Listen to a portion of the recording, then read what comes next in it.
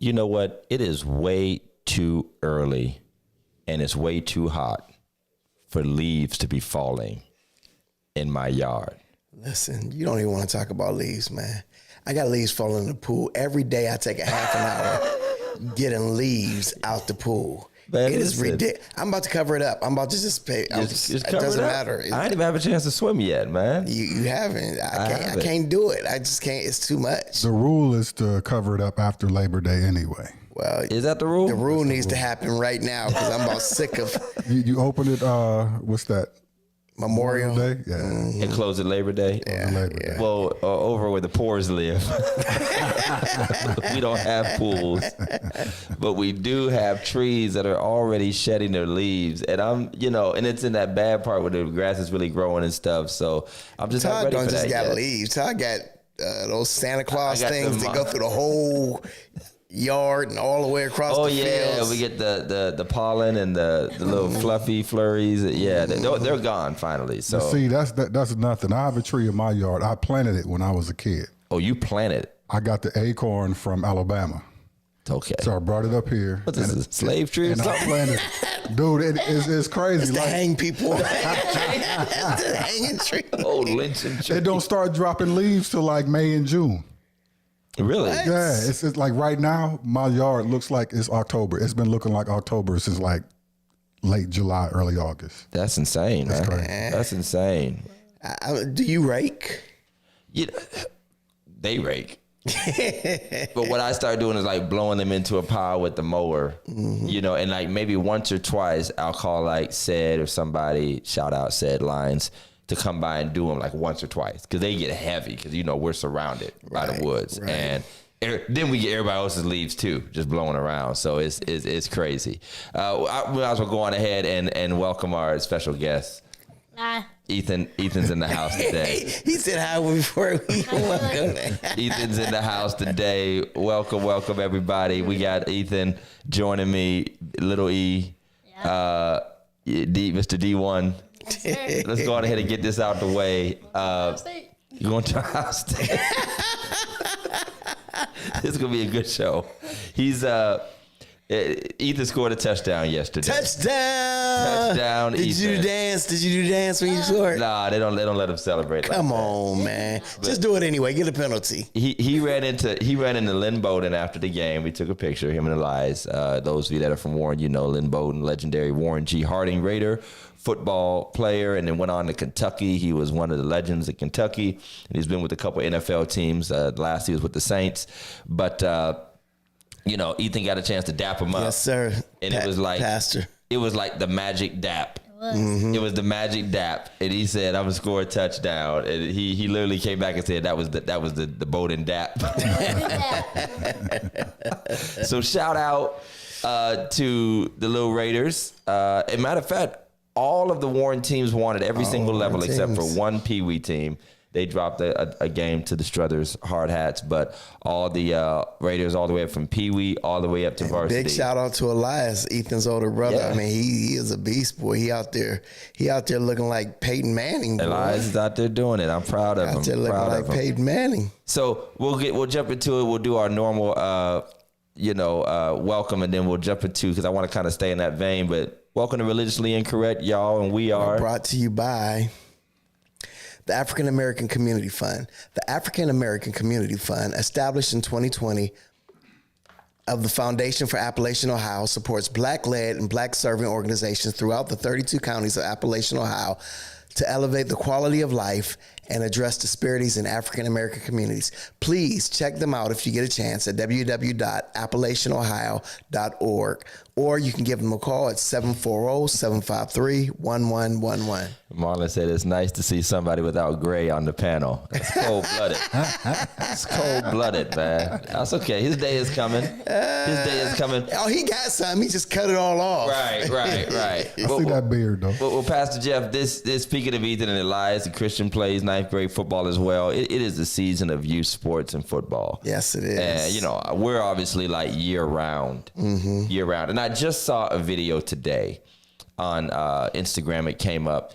It was a 5th grade basketball game, an AAU basketball game. And, you would have thought this was like Dennis Rodman going up against Charles Oakley, the way these kids were talking trash, being aggressive, all the parents cussing each other out and everything.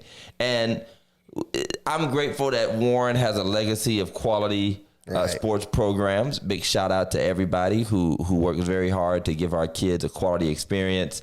But man, youth sports is something else, man. We've been in the battle for some years, man. It really is. It really, and you know, before when we grew up, you know what I'm saying? We had fun, we played, you know, but you talk stuff when you was good. Listen, let's talk about that. You talk stuff when you were good. You right. know, I had the right to talk stuff. Okay, here we go. I mean, I'm not trying to living your truth. I'm not trying to boast or brag, but I had the right. You had the right. 8th grade, we scored 24 touchdowns. I scored 23 of the 24 touchdowns. I had the right to brag. Now, some of these guys today, I'm like, dude, you ran 3 yards. Why are you? What are you? Yeah. Oh, and that's the thing is they pick up what they see. Y'all pick up what y'all see on TV, and they celebrate and talk junk and make gestures after every single game. If the score is 54-7, and you you tackle the quarterback, you don't get up. Right.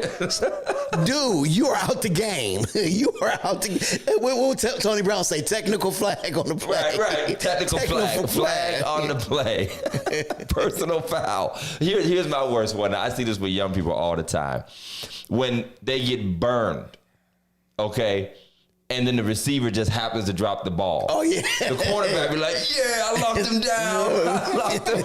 I'm like, no, you didn't. You got burnt and you got lucky. As my ex-boss would say, probably better luck than good manners. Right. Better luck than good manners. Absolutely. So, I mean, it's funny, but youth sports has a way of bringing out just a different kind of, because you already have sports pride for your school or your city, you know, the mascot of your choice, obviously you want to put on. But then when you add in being proud of your children, right? You know, that's like an extra monster. Scott said, you sound like I scored 4 touchdowns in one game. Al Bundy. I'm just going back and I'm trying to relate. But relate, release, relate. But there are times when the parents go a little overboard. Oh my God. Sometimes I don't know. Y'all can hate me later. Sometimes I come and I'm like, this is a little bit of overkill. That's a lot of overkill. It's a lot. Listen, first of all, you cannot coach your kids from the football stands. You coach your kids when they get home after the football game. At the football game, let the coaches do their job. You see your kids after the football game. You got to see your kids first. Are your kids even going home with you? You coach yourself out of that ankle bracelet. Coach yourself off of probation. That's wrong. That's wrong. I mean, I'm saying you come to the game, at least pay child support. But yeah, you coach after the game. And we all want to yell instructions out. There's no doubt about it. Absolutely. But sometimes we be totally contradicting. What did we do the other day on the punt? We were all screaming from the... Yeah, so there was a punt. Our coach told us not to pick it up. Everybody was yelling at the stands. Including me. My teammate to pick it up. He did. He picked it up. Then he called a whistle. He was better run, then he called the whistle. Right. Yeah, I mean, we don't know what these coaches are calling, so it's not. We have to give the coaches some type of leeway. Right. I only got ejected one time. Fernando said to your dad, he cussing you out after it. Only as the spirit leads, Fernando. Only as the spirit leads. But you know, the other thing about how we don't know the plays, but we also... You are so right, what? Sister Hallbrook. Man, listen, you are Mrs. so Hallbrook right. knows better than anybody being Absolutely, an educator. being an educator. If only we had that kind of energy and fandom going on for our teachers and the kids' education. I'm looking at the field. I'm like, why is he in the huddle? Dude, out on the field, the huddle. Why is he in the huddle? But here's the funny thing. Not only do you not know the plays, which goes back to this punt situation, you don't know the rules. Right. Because the rules of youth sports, sometimes for better, have changed. I mean, there's things you can't do. Perfect example, when they play baseball, they could only steal so much. I mean, they can only steal so many bases in baseball. And the reason they can only steal so many bases in baseball is because kids do so many overthrows that if you let them steal all the bases and always steal home, the score will be like 100-90. You know what I mean? So, the punt rules, there's certain rules about that. And so we don't know the rules that they designed to try to keep us safe. Another thing that I've noticed with the youth sports is it costs just as much or more than adult sports. Oh man, this cat got an armor bearer for the podcast. Man, well, let me get mine. I need a towel. No, I'm good. Bring me my chalice. My fault. Proceed. But it costs just as much. Hence, Ethan and I's visit to Dick's before we came here. Because I did promise him something. If he scored a touchdown, I'd hook him up. And what'd you get him? Oh, we get like a little towel, like a little hand towel, to wear off his belt, and a head wrap, like a headband. Because it's all about the swag. It is. It's all about, and I'm telling you, Dick's, Nike, all those companies, they are smart. They know that there are way more youth players. And the problem is, some of y'all got more swag than y'all got skills. Bruh. So you got on $100 pair of shoes, $200 pair of spikes. Right. Hey, Pastor Lee, how you doing? You're absolutely right. And Alfie Birch, Coach Alfred said like this, you the best looking player on the bench. You got all that swag on the bench. And we do it just like everything else.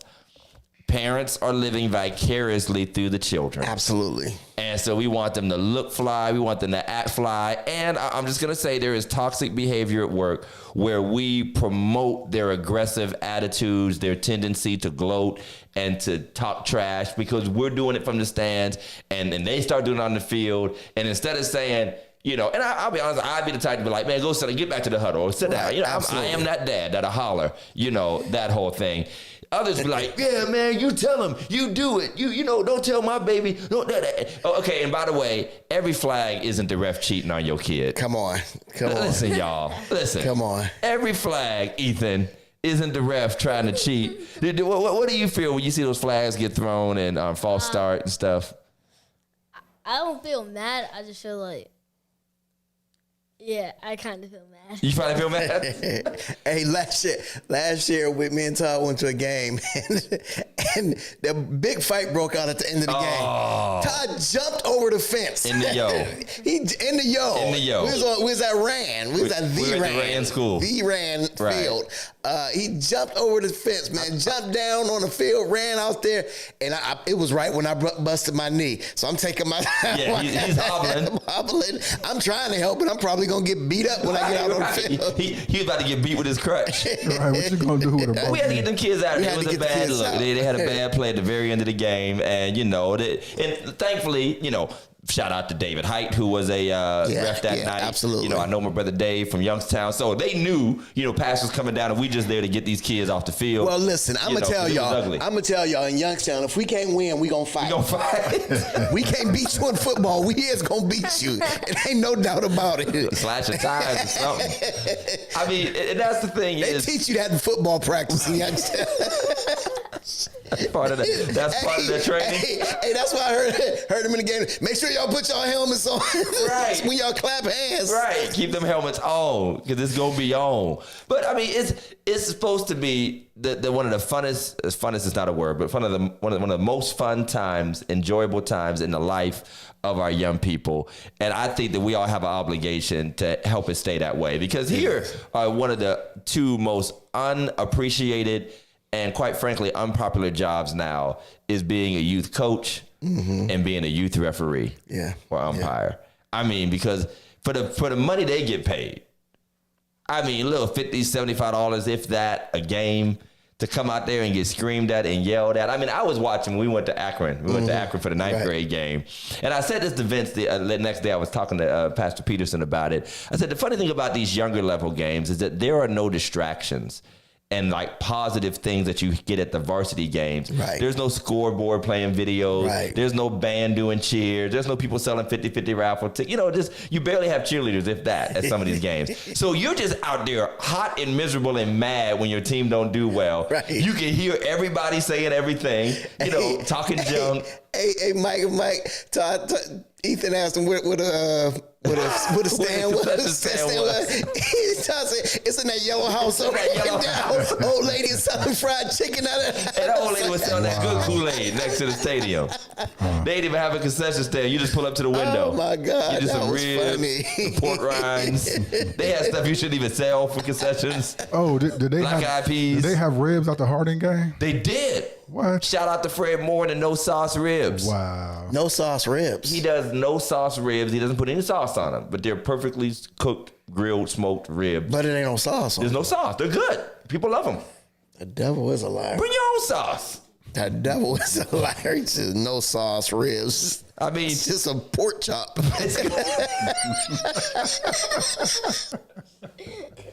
you better leave my members' family members I'm alone. just playing. But they had ribs. They had Eli's years and years ago for a quick minute. And they had when I was a kid. there was another guy that used to sell. I think he just sold briskets what was his name? He was always at the Guys. Guys, yeah. Guys out there for a minute? Guys was out there. Let me tell you something. When you go to a black school, man, ain't no telling what you'll find, man. Well, I'm gonna tell you what. I'll tell you what we find. Did you go to the Harding game? No, I ain't go to the Harding game. The visiting band from Akron, God bless them, they did 2 line dances during the. What they do, the wobble? They did the Cupid Shuffle, and they did. Wobble. They did 2 of them. I tried to think of the other one. It wasn't the wobble though, but they did the Cupid Shuffle. They did something else, and it was interesting to say the least. I believe it. Say that. I believe it. It was interesting. I'm gonna tell you what though, Steubenville game. It's amazing. Oh, the Big Red. I mean, you can't find a place to park. Yeah, there's nothing else. It's absolutely ridiculous the way these people come out for them games. Steubenville is worn 30 years ago. Oh my God. Yeah, I mean they had their glory days and they're trapped in it. I mean, what else is there to do in Steubenville except high school football? I mean, that's Come to Second Baptist Come to Church. Second Baptist. 717 Adams Street. Correct. Well, we are so grateful to have you all. Be sure to like and to share. Tag somebody new. Matter of fact, think of a new name. Somebody that you have not seen watching the podcast. Tag them. Tell them to come on in and watch Religiously Incorrect podcast. But y'all know what time it is. Ethan, this is a very special thing that we do every Sunday at Religiously Incorrect. And we like to call it Meme of the Week. Meme of the week. Meme of the week. Welcome to Religiously Incorrect, ladies and gentlemen. Meme of the week. Meme of the week. Thank you. Send us your memes of the week. Meme of the week. Meme of the week. We are. These are all jokes. We are just playing. All right. So, Ethan, do you remember when you got baptized? A little bit. All right. What do you think was the worst part about getting baptized? Coming out. It felt Like coming out in front of people or coming out the water? maybe Okay. both. Like, Both? Why, were you ashamed of Jesus or something? Nah, I wasn't ashamed. It was just like, it was cold. It was cold. It was cold in the water. Oh, not we have a warm water pool. heater. I mean, you mean I know. I came out. I was so cool. you were so cold? Oh man, you was all right. Well, here's what you should be glad about. You should be glad that your baptism didn't go like this. This is another tragic baptism that should not happen in anybody's church. And we're going to analyze this video a couple times. I wish I had a teleprompter like John Madden because there's some things I want to point out. But Ethan, just be grateful your baptism didn't go like this. Of the world. Amen. I baptize you in the name of the Father, the Son, and the Holy Ghost. In Jesus' name.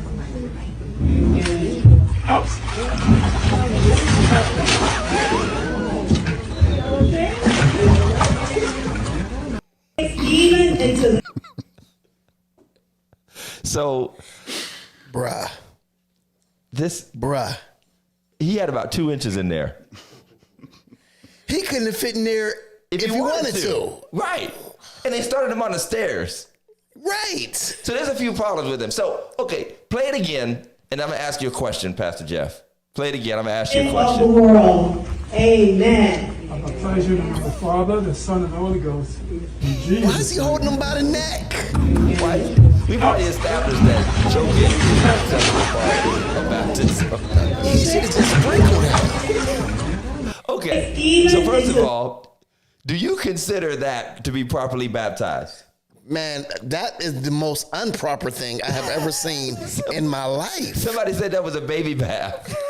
That's what we put Grayson You in. could have did that in the kitchen sink. All right, so go back one more time, and I want to watch a few things because, first of all, look at the Of the faucet world. from Grandma's house. Amen. I baptize you in the name of the Father, the First of Son, all, and look the at the Holy faucet from Ghost. Grandma's In bathroom. Jesus' name. That's when I knew it was wrong. There's no Is that way. a fire hydrant up top? Wait a minute. Go back. That is a fire hydrant. Orange and yellow. Yes, it is. Stop That's a it. fire hydrant. I think it is. But here's the problem. The problem is too many parts of his body never got wet. So technically his mouth ain't saved. His right knee isn't saved. He ain't His left baptized. shoulder ain't saved. He ain't baptized. He's not baptized. He did not get submerged. That's what happened to Fabian. What'd he say? What happened to Fabian? He dunked him 2 times. I had to dunk him twice. That's because Fabian is a special case. He needs a little bit more Holy Ghost. It's going to have to stay with him as long as possible. And his teacher thanked me for it, by the way. When I went to school, I dunked a boy twice. I was like, no, I'm taking you down again. And when I went to visit his school, his teacher was like, thank you. We appreciate it. So how about next time we do a baptism, Ethan, we do it like that? What do you think? Wait. So first of all, it wasn't a proper baptism because he tried to baptize him from the steps, which is Right. not a baptism. That's a wrestling move. That's like trying to wrestle somebody from And that wasn't even a wash up. that was not even a wash. Secondly, Grandma wants her faucet back. She does. She wants it back. You know what I mean? Church used it. It didn't work out. It's number 3. Only half his body is saved, so half his body is still allowed to sin. Right, And, right. and he's fine. Right. He's saved from the waist down, but not the head up. There's something wrong here. Well, congratulations. I know Jason sent in a copy, I think, of that meme. That had been a pretty popular one. So we finally. See, he got an ear infection.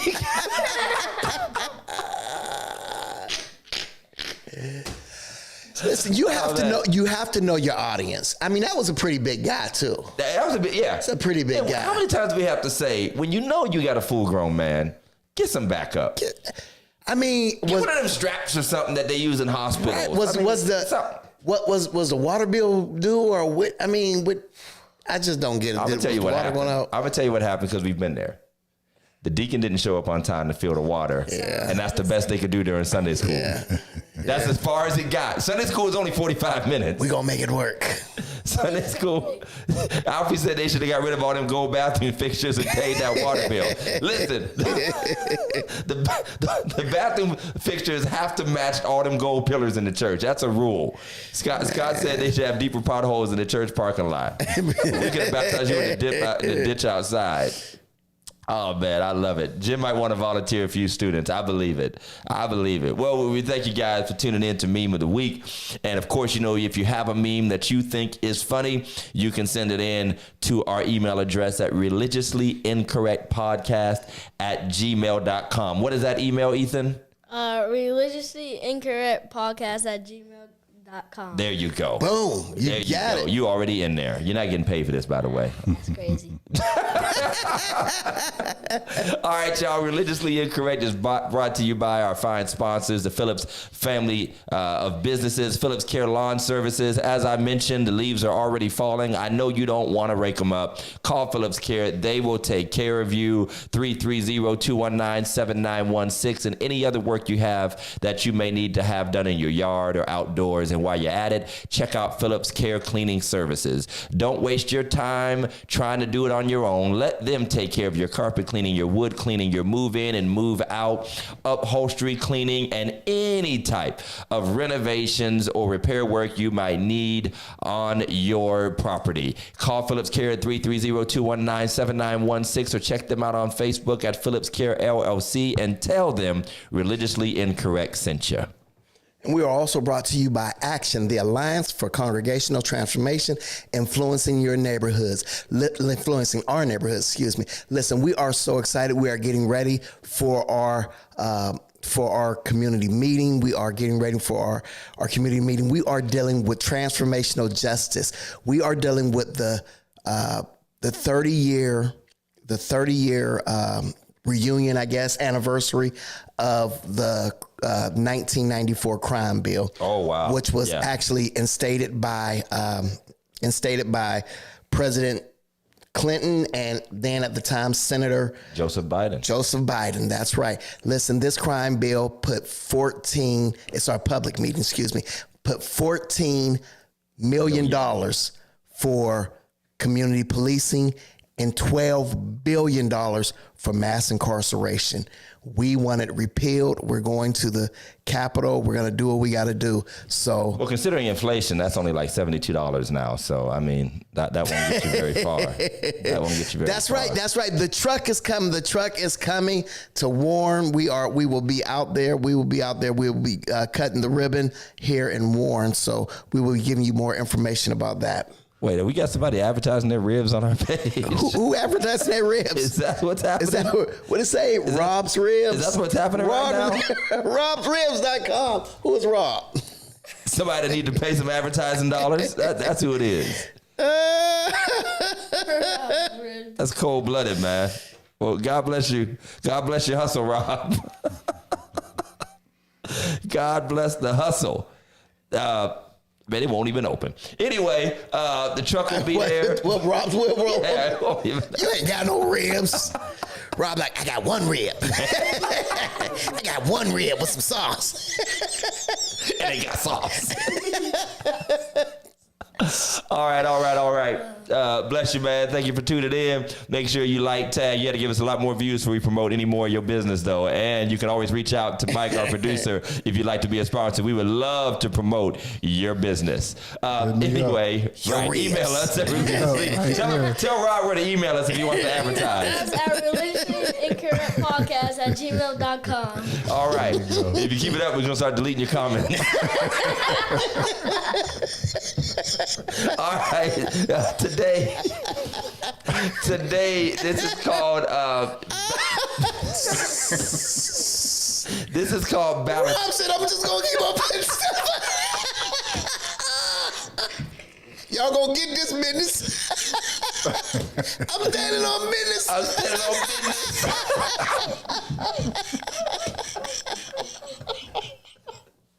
sorry. We woke Jeff up. All right, y'all. Oh my God. The name of tonight's show is Balancing Act. Balancing act. You know, I did watch a little bit of the Olympics, and I can't help but to watch some of the gymnasts because they're amazing. They really are. They're amazing. And as much as I loved my little girl when she was little to be like, the gymnast stuff, when you see the danger they put themselves in on the balance beam and on the vault and the rings. One fall from a brother and it's over. Bruh. And because just from the he's fighting after that. If he falls down, he's just fighting the judges. But we're talking about the balance as pastors. This is nothing new. But since we got Ethan on, we're talking about how we balance church life, family life, and then time for ourselves as well. Absolutely. And what that means. And I guess I want to start off with this. I'm grateful, Pastor Jeff, that there seems to be a universal awareness of the need for balance in the life of a pastor. Now, I'll just say this. The awareness is at least verbal. Mm-hmm. Okay? Absolutely. Like a lot of issues, it's at least something people talk about and verbalize. Now, whether or not we or the people who talk about it actually exercise it is a whole nother story. Absolutely. And so I kind of want to start from the beginning. What we both know about the legacy of the lack of balance between not just pastors, but devout church families in general. Right. If you were a devout church family, you in the old school had little to no balance. None. Back in the day. You know, church was open 4 or 5 days a week. There were all types of extracurricular activities. 3 Sunday services. You had to eat out the vending machine. Let me tell you, do you know how many dinners did we have to eat on Sunday afternoons or Sunday nights in church basements? Your mama packed your lunch. Listen, in a big purse. I ate, shout out to my Uncle Jeff Bruton, so many bologna sandwiches and Chef Boyardee ravioli when I was a kid and they would watch us. I can't eat it anymore. I really can't. I'm hard pressed to eat any bologna. I'm hard pressed. Yeah, we would still be in church right now. Exactly. Absolutely. We'd just be starting third service, truth be told. And I've started to feel the same way about church dinners. I can't really do church traditional chicken, green beans, a roll. You know what I mean? I can't do it like that. And Ethan doesn't know anything. I sit here recognizing that he is so privileged and blessed. I want to go back to Dick's and take all this stuff back and return it and get my money. Because any other day when we were coming up, man, your life revolved around church. It definitely did. I mean, from Sunday night, Friday night, Bible study, you know, then you might have had revival services. Revival, total deliverance service. Oh, yeah. And, you know, and some of us had to be at all of these. You had to go to the deliverance service and you didn't need delivered. You ain't even need delivered. You weren't even addicted to nothing. You had to go. You had to be one of the people who's going, or catch people. Yeah, I mean, catch people. You gotta catch Somebody them. had to catch them. There's got to be some catchers in the church, you know. And it doesn't matter what denomination. You're Kojic. You know, you had, you know, Sunday school, Sunday service, you know, then you have afternoon service or evening service, YPWW before evening service. If you're Baptist, you have BTU, Baptist Training Union, you know, Young Davids and Guild Girls and, you know, deacons programs, usher programs, choir number 2 programs, Mother's Board, Cupcake Committee programs. Everybody had to have a program, and that was just another excuse to have more church. Just more church. And what's sad is we don't have half of it now, and they still complain. Right. Oh, man. They still complain. Bro, listen, I'll tell you, that's a frustrating thing because about most of our services are under 2 hours when many were running easy 3 back in the day. Yeah, that's back in the day. You started at 11, you'd be lucky to be home at 3 o'clock. Absolutely. 2:33. You know, our kids started at 10. And they're fiddling around in my office at 11:45 like, Dad, ready to go. Or they're not. They're on their tablets. You know. And thank you, Carol. Okay, that Sister KK, we stayed busy, but out of trouble. Wow. So I like that. Absolutely. I kind of want to plug into that before we get into the leadership stuff about our lives and balancing and our kids and all. I don't know the difference always between correlation and causation. But even if, as I look at our communities, people wouldn't want to hear this, but it feels like the whole community was better when more folk were going to church. It's just a reality. I'm pretty sure the numbers are that breakdown of families, the disrespect we see out of children, you know what I mean, the difficulties and tension we have between people. It seems to correlate in the opposite direction of the less people go to church, the more problems our community has. Absolutely. You know, and so there are people who outright reject church and all of those. And it did feel like a waste of time in a way, like you think in an overall arching kind of way, like it's just a lot of, I don't want to use the word waste, but you understand what I'm saying. It just felt like a lot of busy time. But I guess that was the whole point, was to keep you busy. Because we see the other side now, like we've lived in the other side, you know. And so I guess I want to throw at Ethan a little bit. Like, do you think you could live like me and your Uncle Tony and Dave and Scott grew up, where we had to go to Sunday morning service, Sunday school, and Sunday night service every Sunday? In the morning service and night service? We had to go back to night service every Sunday night. Remember, Ethan, we didn't have cell phones. There were no tablets. There was no tablets. We actually had to listen to the preacher. We actually had to be there. You got like you might have wrote a note to a girl every night, or start playing in the hymn book. You start going. We start flipping through the hymn books and the Bibles, draw on an offering envelope. You know, you had to be real fancy. And this is how old I am. You'd be happy to have one of them little handheld Tiger electronic games like Spider-Man or something. And you got to keep the volume off. It only had 2 buttons and the little black and white screen. You'd be lucky to sneak that in the church, or like an action figure to play with on the floor. But that was our whole life. You think you could do that? Would you like us to start Doing that? Don't you love the Lord? Don't you want more Jesus? I do. But The next Sunday? next Sunday. All right, so we'll start next Sunday. No. He said not that night. Do it the next Sunday. Give me more Jesus next Sunday. I got you. Yeah, but I mean, to me, that was holistic. But when you come to the pastor and his family, Yeah, you there is not. You don't miss anything. you don't. And that was what it was.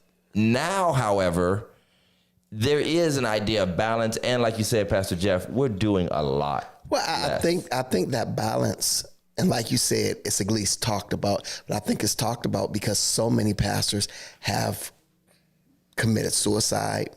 So many pastors have, Had burnouts and breakdowns. Breakdowns and just, I'm just wore out, and with the social media, the way it is, every time somebody says it, it becomes a thing, especially if somebody of any type of stature says, I need to take a break. Can I be honest? Like, I think that's where we get kind of our Hollywood effect in the church, where I feel grateful that a pastor can say that and that it's respected. But I feel a little jealous on behalf of all everyday pastors like myself who've never been, and I'm not saying I'm a victim right now, so don't take that. Like, don't feel sorry. But I'm saying a lot of people in our position have never been afforded that opportunity or freedom to say that. And if they did say that, they would likely face a lot of scrutiny and backlash because they're not famous. Right. And so I'm grateful that those who are more well-known and prominent have opened the door for other people. And thank you for mentioning that, because it was on the tip of my tongue, Brother Stanley, and the divorce and broken families that came out of, especially leadership, pastors and deacons and people. And here's the crazy thing. Sometimes they wouldn't get divorced because of the shame, and they probably should have, because now you have this social pressure to maintain an image. Absolutely. And act like everything's all right when your kids are just as bad as anybody else's, which y'all are. And, your spouses, you're going through the same type of turmoil and fights and fusses and times of, dissension. And you're supposed to keep it up. So I'm grateful that the conversation's happening. But I'm also worried about, just like the mental health conversation, like, where's it really going and what would it really result in? I think, just to go back for a second, nobody outside of a pastor will really know the pain of having to go to the church after you've argued all night. Ooh. You're upset and all morning. First of all, you got to go there. You got to keep face, save face, try to preach. You know what I mean? Your wife ain't giving you the normal amens that she usually, she's there. She's there. Yeah, she's there. But and there's a tension there. But as in the deacons, they can just stay home. The trustee, whoever else and it is, they can just stay home. And you know what I mean? We have to show up. Right. And you're absolutely right. We have to show up. And the scrutiny that comes with that, because let's say maybe that's not happening, or, life can, like we said, spouse stuff, kid stuff. If they see something, not just in us, but in our families, then people start to assume. Right. And even if it's not going on, this one walks in with an attitude of the wife, it's just not all, or people just see stuff that they think they see. That's right. Oh, yeah, and the wife doesn't show up. Everyone starts murmuring. Listen, my wife ain't come today. Boy, where your wife? Right, I was talking about her. I was watching that live. I was too, y'all. Shoot, y'all pray for the pastor and his wife. So the balance is a tough thing because it is hard to balance all of the responsibilities. And you know, the crazy thing Can't is, drink. Oh, is it? Spilling All it. right. The crazy thing is about the balance is what you just said. We have the social media. We have all these extra elements. So while we have lightened the church load in a sense when it comes to the schedule, there's actually more for the pastor to do. Oh my goodness. And be worried about. Absolutely. So because you're not just worried about what's your happening. church service, Yes, but now you got social you media got the services, stream. You got so those pastors that had to have church 3-4 times a week. You know, we thought that was a thing. It's almost like an equal exchange. We don't have service twice a day anymore, but we still have to worry about 2 church services. That's right. Mm-hmm. The service in the house and the service online. Mm-hmm. Man, there's nothing worse than getting that text from Mike or from somebody else in the church. You know, something went wrong with the stream. Pastor, I can't hear. Pastor, this went wrong. You know, or just something that doesn't go right. Because you get it while you're in church. That's right. And now you're worried about it while you're in church. Mm-hmm. I have actually literally sat up in the pulpit trying to adjust stuff on my iPad. This is before Brother Marsh was with us. Trying to adjust stuff on my iPad and fix stuff while I was in the pulpit. I had somebody while I was in Disney. I'm in Disney. Call me. You want a teacup ride. Talking about who's adjusting the stream from remotely. I don't know, dude. Are you serious? Are you really? I mean, tell him Princess Tiana. Yeah, I mean, so it's because there's so much more to be concerned about, and that balance is difficult because both of us have young families. Right. You know, I've got 2 teenagers and Ethan is 10. You've got a teenager and a baby. And another one on the way, right? Ain't no way. Ain't no way. So let's talk about the effect on the family. Yeah. First of all, when you talk about the burden of a pastor, the number one burden is just your schedule, where you're expected to be. Mm-hmm. How many times, and Ethan, you could jump into this, have we been on our way somewhere and I had to make a stop? Or we get diverted somewhere else? Or we're supposed to be leaving the church and somebody needs to talk to me and they've got to wait after church, after rehearsal. And I promised them we're going to Dick's, get some equipment. We're going to the jump place. We're, you know, whatever it is. I mean, how does that feel? I mean, I want to be honest, son. Don't worry about hurting my feelings. How does it feel being a pastor's son, starting with the busy schedule, like constantly, you know, the coming and the going and places we have to be? The busy schedules are a lot to, like, I think for you guys to handle.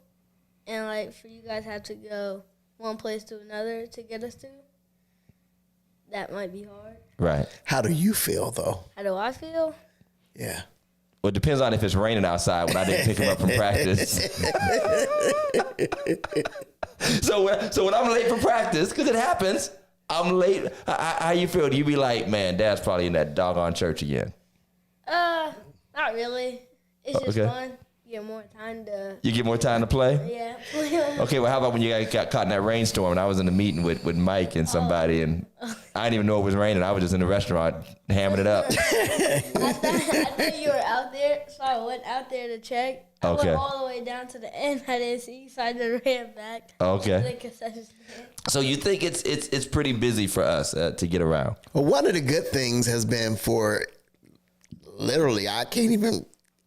As far back as I can remember, we've always had each other. That is true. So we've always been able to say, "Hey man, can you pick the kids up?" Because they've always been together. So that has been a blessing in disguise for both of us. Now this is a parent thing because we do have that friendship, but it's also a pastor thing. But man, how frustrated do you get when you are going to be late and you call the wife and she doesn't pick up the phone? And you're trying to coordinate. And sometimes I could be in church trying to text Shamika. Like, you know, man, I ain't going to get out of here. Let me text her real quick. I'm stuck in this funeral. And she ain't answering. I'm like, oh, shoot. Kids about to be sitting on a curb somewhere after basketball. Do you ever forget? Because I used to get, your grandpa and grandma used to forget to pick us up sometimes. And I was going to Southington, by the way. I didn't even know these people. I was out in Southington. Yeah. And I mean, the coach was like, so your dad coming? Last person there. Then they put the title on it. So is the pastor coming? Do you ever feel like we forgot about you? Sometimes, but I have cousins at the Little Raiders. That's what I'm talking about. That's why you got to play with your cousins. Yeah. And then Miss Hamid comes in. Miss Melody comes in. So here's the good part about this. We do have support systems. We do. Absolutely. We do. We have phenomenal support systems. I could call Pastor Jeff. Honestly, I knew if I had emergency, I can call Mike. I know I could call Miss Melanie. I know I could call and be like, hey, could you do this? And, this something's really come up and all that. But here's the funny thing. Then you deal with the guilt of the help. Oh, my God. And people can say, don't worry about it. Yeah. All they want, I want to help you. I want to be there for you and your family. But, and again, maybe this is an episode of George and Me. The independent streak in me, and then you feel a little bit of shame. It is a little bit of shame. Like, you wonder if people think, oh, he got somebody got to pick his kids up for him. Right. Or he got somebody got to do, you get that big shot, mentality, or he thinks he's a this or that. All my friends leave. When all your friends leave, right. Yeah. Or when you call and you like, hey man, y'all coming to get Christian? Tiffany ain't there. Right. Nah, she ain't. I got him, man. I got him. Right. Come on, man. Right. Now I got a call. Now I'm mad. Now, hey, why you ain't pick up? Now we arguing. You Right. mad. You go home and start arguing. But yeah, so it's a stress because life is busier, and it's for everybody. All parents, life is busier for everybody. It feels like it just feels like there's more tugging at us. Mike said have some gas money, right. And even more so for the pastor because there's a lot of pulling. It is. A lot of pulling on you. You mentioned earlier, Pastor Jeff, technology. Now, the one thing about pastors and the burden, the balance, and trying to find balance in our burdens is that we are never really unplugged. And let's just be honest, a lot of that's our fault. It is. Because pastors are almost like teenage girls when it comes to social media. Because we know we're a public persona, we want to see the church move forward. And even if you're not a computer literate person, you have to do something. You have to do something. And you watch back how it's going. Like you're watching how it's going, how it's being responded to. We are getting off the plane. We're coming from, where were we coming from?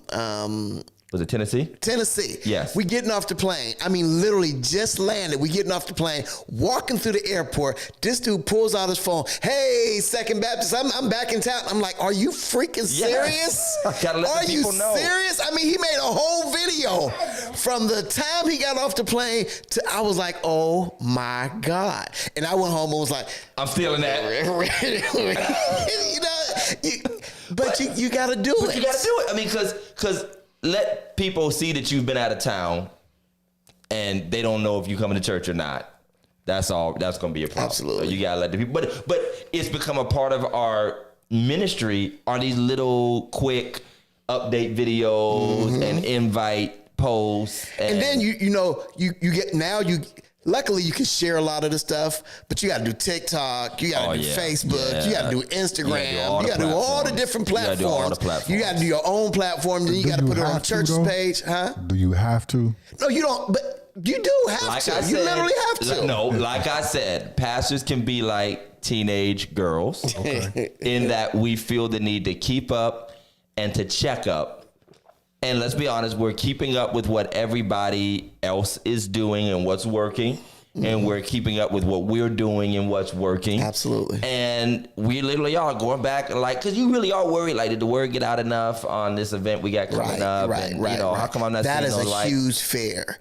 It is a huge for every pastor, especially when you have a program that's going on and you want to make sure that, at least you've done the best you can. Why did you say you did the best you can to get the word out? Now if don't nobody show up, but at least I've done the best I can. I done put it out. I done made 1 million flyers. I done put it out on every social media stream. Now, if this one could get old enough, I could let him be my my social media manager. I tried to get my daughter to do it, but I think she kind of dropped the ball on me. But we need that because that's a big part of what we have to do. And I hear Mike saying, do you have to do it? Well, Well, you know what, Regina, go on ahead and send me that app. I mean, ASAP. I mean, are you? I feel some kind of way because we've been knowing each other a long time. Could have helped the brother out. So here's the funny thing: like, do we have to? The answer, honestly, and that goes to another thing about the burdens that we take on, what we're trying to balance. Sometimes we take burdens on that we have to balance that really shouldn't be burdens. Well, here's the truth of the matter is, here's the truth. We know, because we are a little bit younger, we know pastors who don't do it at all, and we see the result. That is true. I think that is why we do it. I say it all the time. We live in an attention economy, and I've had to actually coach some of my ministry leaders through this, and some of these things fall on some of y'all. She put a tracker on your phone. She already has. In my car. He had Apple tags I don't even know about in my suit pockets. But here's the funny thing about this. The culture has changed that you have to repeat and remind so many things. Back in the day, you used to have church announcements. Mm-hmm. It was said on Sunday. Yep. It was said on Sunday, and a piece of paper was put in your hand. Mm-hmm. And that was the church. But now, again, because all of society is one big billboard and everything is competing for your attention, there are a million messages and announcements and invitations. And by the way, it makes me laugh because our members are getting the announcement that the church is having a bake sale this Saturday, but they're also getting invited to a revival at their cousin's church in Iowa, right? That they can't even go to. So I'm just saying their minds are just constantly filled. So we have to remind, I tell people all the time, our choir directors, and I've had music directors, I said, unfortunately, just saying rehearsal is every Thursday at 7:00 isn't good enough. Right. You literally have to send out that group text reminder, blast, that Facebook reminder, that video announcement, you know, whatever app your church might use, because people, and they will say, oh, I forgot. Mm-hmm. Whereas back in the day, you had the same choir rehearsal, the same prayer meeting, and now every single week, we're like, see y'all in Bible study. Yep. See y'all in Bible study. Mm-hmm. This is what we're teaching. Da, da, da, da. So that's a part of the balance is technology that's supposed to make our lives easier have actually made our lives harder in some ways. Made it more hectic. Right. Mm-hmm. I want to talk about the myth of the super pastor. And here's the funny thing that I see a lot. Pastor, I know you're busy, but. Now, the funny thing is, I am that busy, but in a way I'm not that busy. And I'm ashamed that you feel nervous about asking me something because you assume I might be too busy for you. And I sort of personalize that sometimes. Mm-hmm. But the bad side of that is I want to make myself so accessible and available. And what do you say to a person? Yes, I am too busy. So whatever you wanted to say, I'm sorry, I can't help you. No, you hear them out. And by the time you've heard them out, you want to, or you feel like you have to do something. Absolutely. So how does that make you feel? And then we'll kind of flip back to the family side. Like, how does it make you feel when you know you can only take on so much? Well, I am that type of person. I am that pastor. You're definitely I've always that been that pastor who will try to make everything. I will, you know, I've stressed myself out about it. You know, matter of fact, today, one of my members, one of the pastors down there is having surgery Thursday at 6 a.m. in Steubenville. And you need to be there. And I need to be there. I got to be to work at 3:00 that afternoon. They ain't got Zoom? I mean, FaceTime? But I'm now realizing this is the same pastor who just 4 weeks ago came to see me when I had mine. That's true. You know what I'm saying? So, I mean, I have always been, and I'm trying to, you know, delegate because we do have other ministers, we have deacons, and let's just be honest. If it ain't the pastor. So that is a training mechanism that we have to Right, I need 5 more minutes and it turns into 40. And that's something that we have to push, that if God has blessed us with deacons, if God has blessed us, action has a meaning. Okay. It's comedy. At 6 a.m. I love how Elder Carter just puts something else on your schedule after you talk about how at 6 a.m. Is it stress? Like, you better be at that meeting. But people have to be trained to accept, because here's the funny thing. Members will say, Pastor, you need to delegate, and then not accept the person we delegated the task to. Mm-hmm. And so here's what happens. We end up while we're seeking balance, we end up double burdened, possibly even triple burdened. Yes. Because the first burden is delegating it is hard enough for us. Right. Because now we have anxiety about whether it will be done well. There you go. Yes. Then there's the burden of a person either not accepting the person that the work has been delegated to. You're yawning on our show. Are you? You're fired, Ethan. Are you for real? You guys want me to pay this guy? You want me to pay this dude? Anyway, you can jump in here anytime, Ethan, by the way. He doesn't know what you're talking about. What I'm saying, so you delegate. So here's the second thing. So what happens if the person who's been given the task is either not received or some dispute or disagreement happens? It comes back to you. Mm-hmm. And not only are you usually have to sort of make some sort of determination about what you delegated to somebody else, but now you have to do the repair work of the relationship and making people feel all right because somebody probably got offended in that. So now you're like triple burdened, all because people said, Pastor, you need to delegate. And don't give him no credit, Stanley, because I saw him nodding off when I was preaching this morning, too. So I saw Deacon tap you. You think I didn't see that? I had to scratch my head.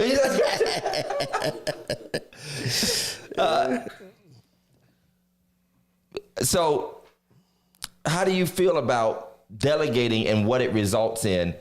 I'll be honest. People say delegate, but is it worth it? To be honest with you, I've been in ministry for a long time now. I feel like I'm one of the old heads now. I've been in there for a long time. Delegation has worked in some instances, but in a lot of instances, it just hasn't, because of, like you said, we just don't know if they're going to do it the same way we would have done it, if they're going to, But here's the crazy thing about that. What we would have done might not be much better than what they would have done. But it's just us. But because it's us. It's because it's us. People actually accept it more. They'll accept our decisions and stuff. Like, I made a flip with my anniversary this week. For the end of the month, we're going to do anniversary. And I made it just a flip. I made a few calls and said, I'm going to flip the week I do it. Let the person who was like the chairperson of the anniversary committee have done that. And people would have blown up my phone all day. And now here's another thing. Here's another thing. Because, again, I am under a year in. Right. I feel obligated. And although they had to pull that train, I have been blessed to go to an already very established church. They are very established. They run very smooth with or without me. Right. But still, as the new person coming in, you always feel, you know what I mean? Right. I have to be there. I have to be there. Right. And so I think I'm very grateful for my wife, because my wife will tell me, no, you don't have to be there. Right. No, you have a family that you need to attend to here. And there it is. And so how do we balance that properly with our families and our church life? Because we do have an accountability to our churches, but the churches often forget our first accountability is to our family. Absolutely. And honestly, I can tell y'all, I'm already late enough to my kids' games. You understand what I'm saying? Like, I'm already late enough. Thank God for Pastor George, of course, Shamika, Miss Melanie, anybody else that'll pick up the boys, get them to their games early, this, that, the other, while I'm finishing up a funeral or coming from a meeting. What was it the other day? I had a funeral Saturday. We had to run a late rehearsal because of the funeral on Saturday. So Dad's taking Ethan and on my way to the game, getting there, I got there early enough, like very beginning of the first quarter. But when I'm on my way there, I'm getting 3 more calls. Absolutely. 3 more calls that I can get to the game and be sitting in my car trying to get off the call. Mm-hmm. And you feel guilty that you need to get off the call and you're trying to rush. And don't get somebody trying to tell you a long story. I'm literally outside the stadium. I'm hearing Ethan Johnson. And you're missing it. And you miss it. And people don't know what you missed taking care of them. I don't know, man. I think sometimes you just have to say no. I've had to do it. There was one time when I literally said to a sister, and it was a very serious situation. I mean, we're talking like a housing situation. Like, what am I going to do? And the answer was, number one, there's nothing I can do. Yeah. Whatever I can do, I wasn't going to be able to do it right now anyway. That's right. The office I would have called is closed. The person I know is gone. So, hey, I'm sorry, sister. I'm praying for you, but my boy has an event right now and I need to walk in there. I need to get in there. And you don't always know how people are going to take it, but honestly, sometimes you can't care. Sometimes you can't care. Well, would you rather? Come on, Ethan. Tell the Saints. You on set, buddy. Tell the Saints. Would you rather I cut my phone off so I can watch your full game? Be honest. What do you think? Would you rather I just cut the phone off and don't take any calls during your games or when you're doing something? Well, it matters like what call. Like, It matters what like call? A family emergency, I'm fine with that. You're fine with that? Yeah. Even if you're scoring a touchdown? Because I don't believe you scored a touchdown if I don't see it. Just telling you. I'm just telling you. Let's flip this balance thing. Since we're on family, I see a lot of children who grow up in church and they didn't have that church life balance. Right. And I see how it affected them. Yep. So how should we raise our children in the church and balancing it with regular life? Okay, let me hit that. I'm gonna start this. You don't raise your children in church. Come on, sir. You make church a part of your family life, but you don't raise your children in church. And I know that that's just a play on words and that everybody who raised their children in church with them doesn't mean that they're forcing everything down their throat, but you have to have an entire standard of family life outside of church and independent of church. And church, I'm not talking about God, right. Church becomes another primary and prioritized element. And of all the things that we are going to do as a family, the boys know this, my daughter knows this, of every activity we're going to do, if there's one non-negotiable, it's going to be church. Going to church. Absolutely. When we go to church. But I think that you have to be intentional and you cannot center all of your activities and the parent. And so I don't think we have this much of a problem with the younger parents. Now, if we go into the parents who are like your parents' age, Mike, my parents' age, and I'm not picking on anybody out there, but if you had older parents, if your life was in church, that was kind of all you knew, especially once you got saved and you really wanted to commit yourself and stay away from the world. But if you were younger like us, then you probably already do have a lot of life outside of church. And it's about finding that balance. And so one thing I'm grateful for with my kids, so here's a funny joke I have with my kids. That kind of aggravates me, but I'm kind of grateful for because I know why they are the way they are. My kids don't like shout, clap on beat and stuff like we do in church. Ethan, I've literally made them practice in the house one time because I got so mad when I saw them clapping off beat. I'm like, you are Todd Johnson's son. How are you not clapping on the 2 and the 4? But I realized the ones that do that were the ones who were like the church rats. We were like the church rugrats. We were literally miniature saints. We were miniature saints, and that's why we knew churchiness so well. So I'm almost glad in a way, like as much as I wish they could be those smooth, swaggy, young church kids, I also saw how most of those young church kids turned out. Absolutely. The And people that lived up under the youth musicals and the explosions and the revivals and the this. I think that's what I would say about it. I think communication is key. I have never, and I won't never force my kid to say, it's time for you to get baptized. I'm not raising you to be the next preacher. I am bringing you to church. I am letting you experience God just as I experience God, and how you handle what you experience is how you handle it. You know what I mean? We are going to sit down at the table. We're going to pray when we eat. We're going to do this. But listen, I'm not forcing this God that I know on you. Right.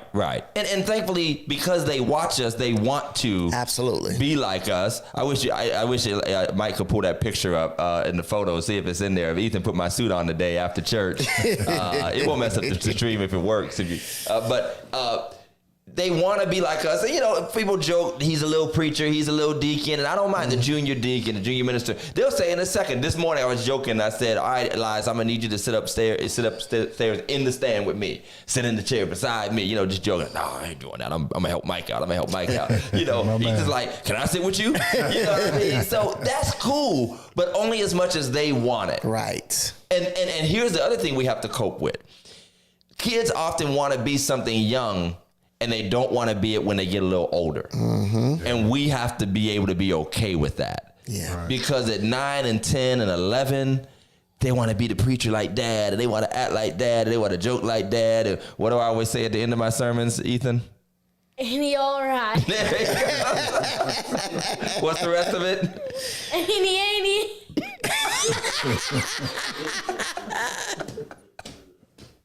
They know me like the back of their hand, right? They know me like the back of their hand. But he might turn 13 and 14 and be like, that ain't for me. Yeah. You know, I kind of want to hang with my friends, Dad. You know, that little girl is looking at me, Dad, that kind of thing.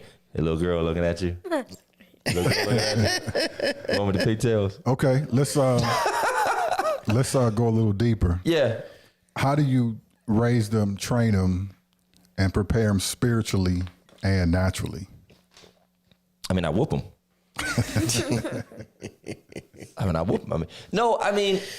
First of all, I think that our children, like all other children who are raised in church, and unfortunately there aren't, I use the word raised in church again, but you know, we raise them to go to church. They're going to Sunday school, they're learning the Bible stories, they're listening to the preaching, they know what you're talking about.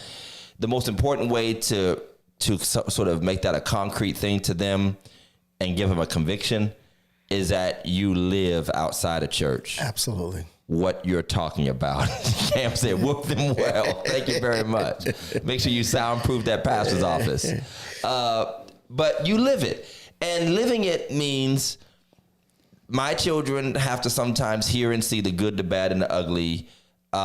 We're in a house, man. We come home, our stress is just like you come home and talk about work. We talk about church. That is, Bills. Our kids might overhear what we're stressed about in church.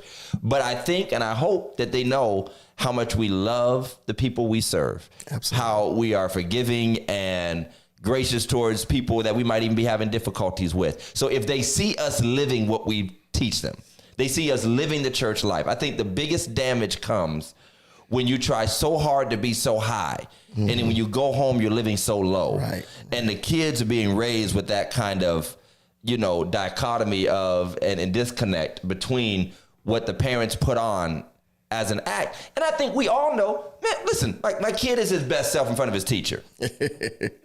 Right? Yeah. Right? Yeah. All right. So in the same way that I'm my best self in the pulpit. Absolutely. And I'm not always my best self outside of it. So I hope my son understands that they'll see dad say and do things that are not perfect or get frustrated with things or complain about things or rant and rave, you know, but there's not like this phoniness going on where I don't believe in what I believe and love who I love. And to me, that's the best lesson for my kids. Pastor Merle always said, and it's two things I will always remember from him: more is caught than taught. More is caught than taught. And you have to teach your kids by precept and example. Right. I've always said, and I'll say it probably to the day that I die, that if your parishioners know you as pastor, but your kids don't know you as parent, you're doing something wrong. Right. And I think we have to be the example outside of church, you know? And I mean, you know, I just ain't going to church and all of a sudden I become this prayer warrior in church. Oh, right. We pray at home. We pray you know at home. what I mean? We raise them to do their prayers at night. But also, and I know this might sound a little strange. Okay, that's the third yawn tonight. That's the third one. You only get 3, Doc. You only get 3, Doc. We're about to pull you back in. We're about to pull you off. Right. We're about to do another meme of the week and pull you out of here. But another thing is, to that point, and I'm intentional about this, I do not over-spiritualize my home life. There are some convictions we do. Hey, say grace real quick. Or, you know, we say our prayer. But I'm not like over-spiritualizing our home life. Right. You know, kids are going to be kids. Mm-hmm. We have limits on what we watch and what we listen to. Listen, when this boy and all of them, and they got the tablet or TV on and that word comes out of somebody's mouth, they already know. I ain't got to rebuke nobody. Don't look around. I'm talking about you. Not joking. But they already know. Certain things are acceptable and certain things are not in our home. Absolutely. And there are certain behaviors that I want them to see. But I'm not like over spiritual, like, all right, get over here, let's tarry in the living room and let's do this, let's do that. And because I feel like it's important for them to have a normal home life because I want them to be able to function. Here's the thing about super churched kids.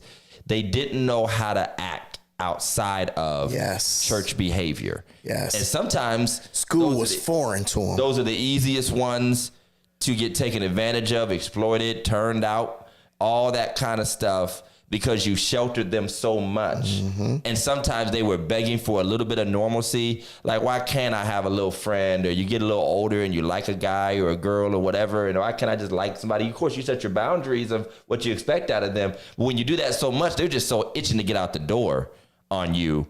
And then you wonder why they went crazy. They were always that. They just had to hide it from you when they were under your thumb. Right. I remember girls literally putting jeans in their Shamika.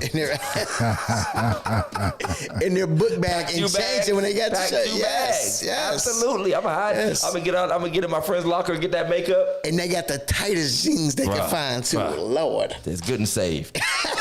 I almost got saved just to date them. No, but I mean, so it's important that we give them a balance. Kids want to do what kids need to do. Play video games. Perfect example. Our kids, they play together all the time. Mm-hmm. We try to keep them in a safe space of video games, the sports games, the Fortnite. We try to protect them, teach them about this, that, and the other. But I'm not going to be that sports, video games are the devil. Right. Anything that you're not in church in is taking you to hell. Mm-hmm. All that kind of stuff. My kids went trick-or-treating. I put up a Christmas tree. You definitely got the devil now. That's what's wrong with it. What are you going to be for Halloween this year, Ethan? Jesus? Which disciple are you going to be? You going to be Lambo. So you gave him an idea. Look, Karen said I wore pants under my skirt and changed at school. Absolutely. Right. So, and here's the other thing. Here's another part of balance, and especially in the life and culture we live in.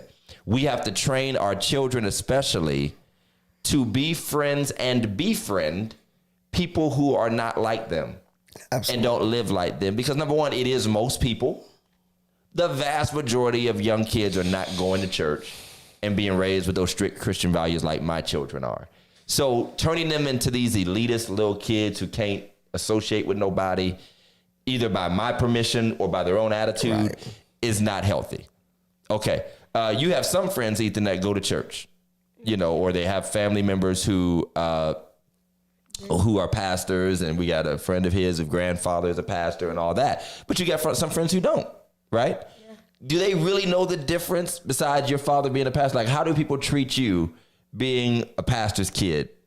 Do you get any teased or anything? Or do they say things? They just say they know your dad a lot, or what? They say, when something goes wrong, they say, Ethan, come bring me some holy water.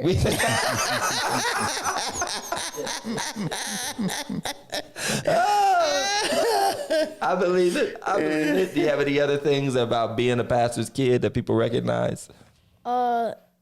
People know me a lot. Yeah. Right. They get a platform and a spotlight. Absolutely. That they didn't ask for. In church and out of church. In church and out of church. In school. Church and out of church. How many times do you hear somebody say, Ethan, I saw your dad? A a lot. You know, I saw your dad in the school. He was over such and such. I saw him in the store, this, that, and the other. And did anybody ever say, I'm going to tell your dad or tell on you? Sometimes. So the funny thing is, my kids absolutely respect me. I believe that. Absolutely. But I don't want them to fear my position more than they fear me as a father. Absolutely. And like you said about being a pastor to a parishioner, but not a parent to your own children, I want them to fear me like a father, like a good black dad. I brought you in this world, I can take you out. But I don't want you to fear embarrassing me in front of other people or people having unrealistic expectations of you. You're going to be a kid. You're going to have an attitude. Somebody's going to run to me and say, Ethan said a bad word or did something bad. We've already been there and done that with the little scrappy in school last year. You know, like Pastor's boys fighting. I'm like, yeah, did he win though? I mean, but did he win? So there's a lot that goes into that. It is. You know, there's a lot to go into that. Post your questions up before we go tonight. We would love to hear your questions. We'll give you your honest answers. Pastor Jeff, what do you want to tap into? This is all good, man. It's just funny. You know, I watch, I can watch a million kids get spanked and, all kind of stuff in church. And then Grayson, run, Grayson. He's so cute. No, he's not. Man, right, he's not cute. Right. Sit that boy down. They don't want you to discipline your kids in front of them, but they be tearing their kids up. Right. The last thing I want to talk about is when you talk about balance and you talk about the burdens of being a pastor and our family balance is finding rest and recreation. Absolutely. Finding time to do things for yourself. And sometimes, here's the thing, Pastor Jeff, we don't like to talk a lot about. Sometimes we need to do things by ourselves. Absolutely. Because we have a break from the church that the family needs, and the whole family needs it. Sometimes we need a break from the family. Pastors are still men and women. I'd say they're still men, but they're men and women. And most men and women find some getaway in their lives. Absolutely. Listen, my wife would get in the car in a second, go to Dunkin' Donuts, go for a ride, don't come home, go to her aunts or her friends out to eat, this, that, and the other. Pastors have to do that. We need to do that too. Because sometimes a getaway from church is not necessarily a getaway for us. Absolutely. And mine used to be jumping on a motorcycle. You would see, I would be gone. I would get on a motorcycle and I would be gone and I would just lose track of time. I'm on a motorcycle, just gone, just, letting it air flow and hit me. And now that I don't got the motorcycle, it's like trying to find something else to just occupy your time. And when we get away, I'm not trying to go to somebody else's church. Listen, I'm not trying to. I am trying to, just unwind. Listen, every swimmer needs to come up for breath. Right. Every boxer sits down between rounds. That's correct. Every football player has a halftime. It's okay to rest. Push and pause does not mean you quit or you're immature. It's actually a sense of maturity. Sometimes the most spiritual thing you can do is just rest. And when you talk about, the quality time that we need, you talk about the balance and the burden of being a pastor, there is the burden of being known. So sometimes the best break I can give myself is to take myself somewhere where I'm anonymous. Where I'm anonymous. I can't admit to you, now the kids are in school, it's about to happen again. The number of times I take off at least once a month, and nobody knows this. I'm making a confession now. Nobody knows it. At least once a month, I will take off and drive to Cleveland or Akron or somebody and just go get lunch, walk around a mall, just walk around the downtown. I'll just park and walk around downtown Cleveland. Now, unfortunately, there are some people that know me. And I walked into a grocery store. It was a Heinen's in downtown Cleveland. And I walked in, the cashier was like, Pastor Todd. And I'm like, let me put this beer back.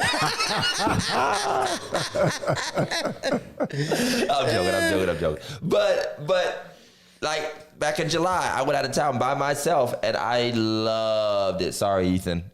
I loved it. Went to somebody's church, went to a walk in the park afterward. There was a jazz concert going on. I mean, I know I go to jazz in the park in Youngstown, but all of Youngstown knows me. You know what I mean? So Lord. It's like, you just want to be able to I went today and it was like, I'm from Youngstown, so it was overkill. I was like, all right, I got to go. And with our kids, by the way. so that we can focus fully on them. Because if we go to a Harding game any Friday night, you be done said hi to 300 people. Yep. And got snagged up in the conversations, and you want to yell and say something crazy, but it's probably somebody's kid to go to your church, and you want to do all that stuff. Like, you need to go somewhere where you could just be a guy, and just be that person and kind of normalize yourself again, because people don't know that you really are. When I say putting on, I don't mean phony, but you just know that you're on and being watched at all times. And so the biggest mental break a pastor can give themselves is sometimes it's to just get away. Period. Get on a cruise. So, a cruise. Get on a cruise. Come back with all the diseases. Hey, y'all, it's been great. Ethan, it's been great, man. What you want to share? Good job, Ethan. Ethan, you got 3 minutes to talk about whatever you want to talk about. What you want to talk about? Do you have anything to talk about? No.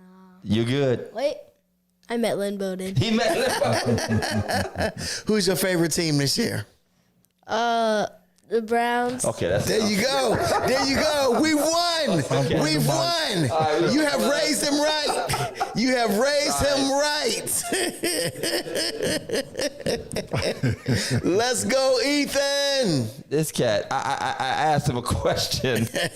I said, what if I got you 50-yard line tickets to the Browns game? I said, would you go? But the only stipulation is you have to wear a Steelers jersey. First he said no. I said, man, that's a fan right there. Then I said, what if I let you meet Deshaun Watson? He says, well, can I meet Amari Cooper too? I'm like, now we're bargaining. But anyway, thank you for being on the show, Ethan. We appreciate it. Yep. I mean, you're sleeping on the floor in the basement tonight until we get that spirit off of you. But I'm glad. I'm glad you contributed. You only yawn. You got any more yawns for us? Nah. No? Okay. All right. Last words, Pastor Jeff. I'm just looking at some of these Karen and Pierre. They just Karen and Pierre in Cancun. Man, can't nobody else afford Cancun, Can't afford Karen. Cancun, man. We pastors. Sure, we can afford Canton. The Hall of Fame. On discount day. Can I get a church discount?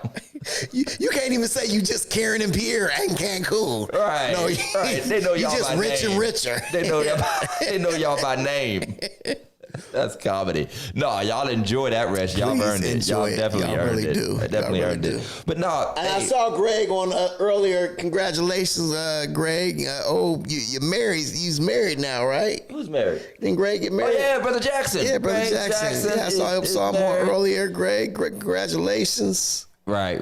Well, we got to check that hustle out. I know Shamika's going to be looking for it. I know she is. But we encourage all pastors, find balance. Take time for yourself, find ways to release yourself from burdens. And again, to the members, to our viewers, and we got faithful members. These are the good ones. Spread the words to the ones that may not have that kind spirit. Talking about take a break. You make sure you go evangelize them. Absolutely. And let them know, Pastor ain't here. He just ain't here. It be what it be. Absolutely. It's going to be what it's going to be. The church going to go on. And here's what I can say. There is never a time when I'm there that they don't get all of me. There's never a time when I'm in church that they don't get all of me. 110%. So, once I've added all that up and I need a break, I need a break. And it is what it is. From the devotion to the benediction, I am there. I'll be then ushered, played the organ, swept the parking lot, fixed the air conditioning. You ain't going to tell me I don't need a break. So it is what it is. But thank y'all for tuning in. Another great show is coming next week. We want y'all to enjoy your Labor Day. If you are barbecuing, hit your boy up. Don't leave me out. I can't even help your y'all. No-sauce ribs. I got to stay away from What happened to Rod and his no-sauce ribs? Be back. Be back here, 8 o'clock, same bat time. Rod ain't same never bat coming back to channel. our show. Right. We scared him away. He probably cussing us out on this page right now. All right, y'all. Peace out. Till next time. Peace, y'all.